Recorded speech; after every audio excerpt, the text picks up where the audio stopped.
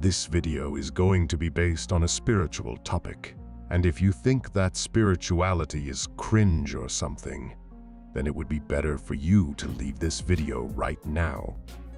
In case you haven't noticed, you have a mental dialogue going on inside your head that never stops.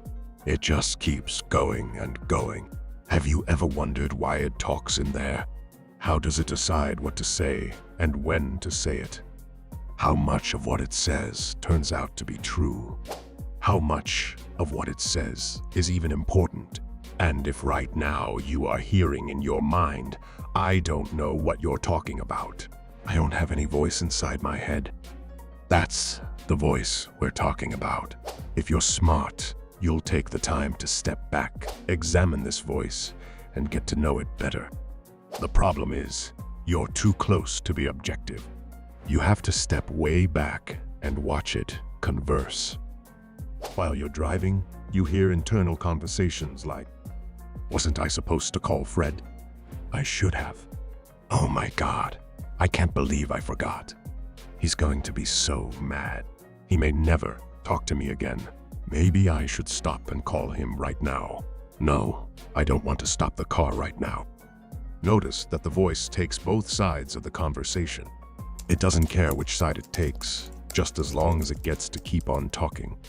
When you're tired and trying to sleep, it's the voice inside your head that says, "What am I doing?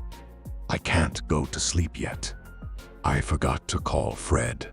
I remembered in the car, but I didn't call. If I don't call now, oh wait, it's too late. I shouldn't call him now. I don't even know why I thought about it. I need to fall asleep. Oh shit, now I can't fall asleep. I'm not tired anymore, but I have a big day tomorrow, and I have to get up early. No wonder you can't sleep. Why do you even tolerate that voice talking to you all the time? Even if what it's saying is soothing and nice, it's still disturbing everything you're doing. If you spend some time observing this mental voice, the first thing you will notice is that it never shuts up.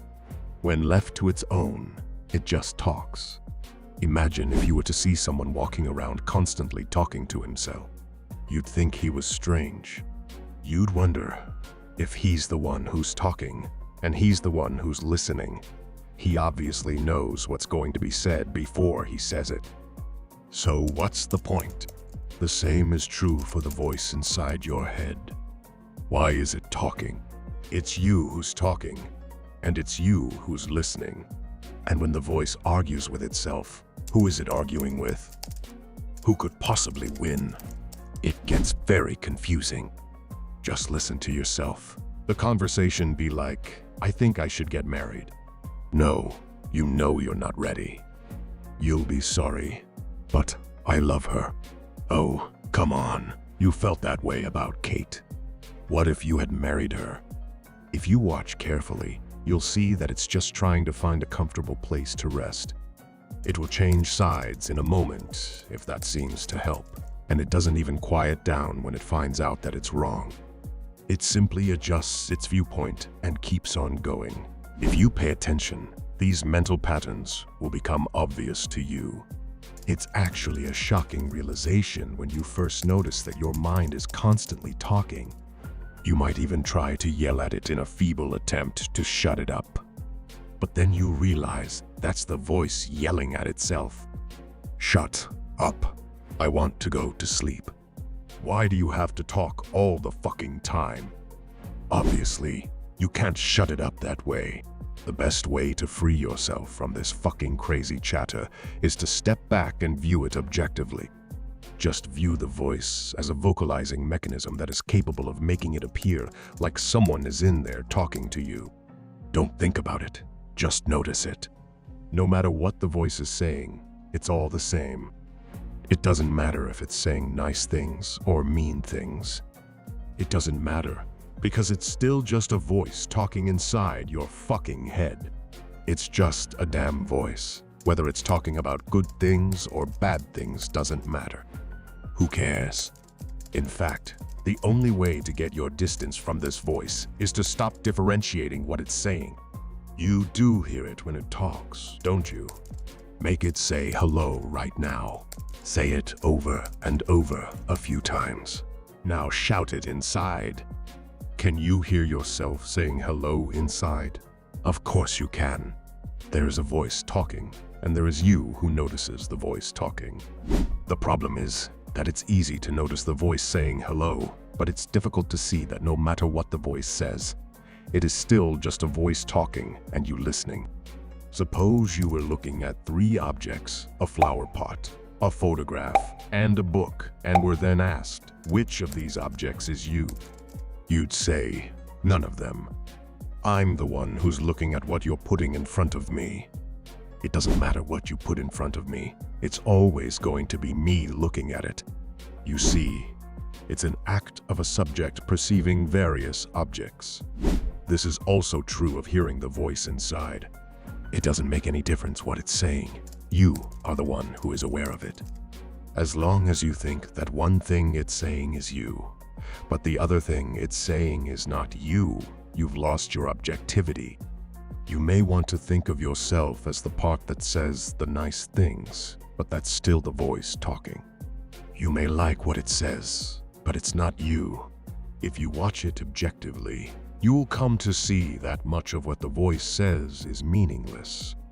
Most of the talking is just a waste of time and energy. The truth is that most of life will unfold in accordance with forces far outside your control, regardless of what your mind says about it. It's like sitting down at night and deciding whether you want the sun to come up in the morning. How funny. In fact, your thoughts have far less impact on this world than you would like to think.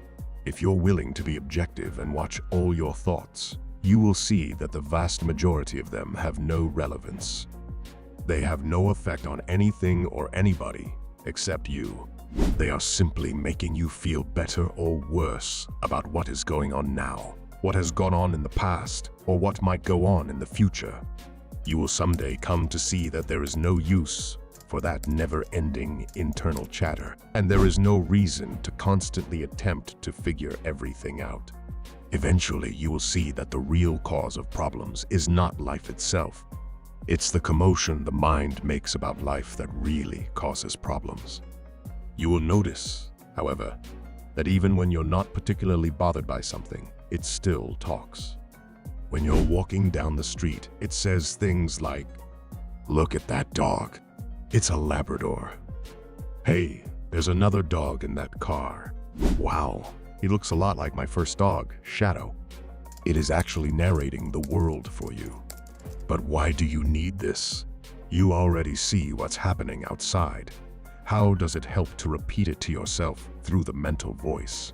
You should examine this very closely. With a simple glance, you instantly take in the tremendous detail of whatever you're looking at. If you see a tree, you effortlessly see the branches, the leaves, and the flowering buds. Why then do you have to verbalize what you have already seen? You are very accustomed to settling into the playground of the mind and creating and manipulating thoughts. This inner world is an alternate environment that is under your control. The outside world, however, marches to its own laws. When the voice narrates the outside world to you, those thoughts are now side by side, in parity, with all your other thoughts. All these thoughts intermix and actually influence your experience of the world around you. What you end up experiencing is really a personal presentation of the world according to you, rather than the stark, unfiltered experience of what is really out there. Your consciousness is actually experiencing your mental model of reality. You have to watch this very carefully because you do it all the time. You're walking outside in the winter. You start to shiver and the voice says, "It's cold." Now, how did that help you? You already knew it was cold. You're the one who's experiencing the cold. Why is it telling you this? You recreate the world within your mind because you can control your mind, whereas you can't control the world. That is why you mentally talk about it. If you can't get the world the way you like it, you internally verbalize it, judge it, complain about it, and then decide what to do about it. How miserable. This makes you feel more empowered. When your body experiences cold, there may be nothing you can do to affect the temperature. But when your mind verbalizes, it's cold, you can say, "We're almost home, just a few more minutes." Now, you feel better. In the thought world, there's always something you can do to control the experience. Basically, you recreate the outside world inside yourself, and then you live in your mind. What if you decided not to do this? If you decide not to narrate and, instead, just consciously observe the world, you will feel more open and exposed. If your mind doesn't do this, you simply become too uncomfortable. Reality is just too real for most of us, so we temper it with the mind. You will come to see that the mind talks all the time because you gave it a job to do. You use it as a protection mechanism, a form of defense. Ultimately, it makes you feel more secure. As long as that's what you want, you will be forced to constantly use your mind to buffer yourself from life instead of living it. This world is unfolding and really has very little to do with you or your thoughts. It was here long before you came, and it will be here long after you leave. In the name of attempting to hold the world together, you're really just trying to hold yourself together.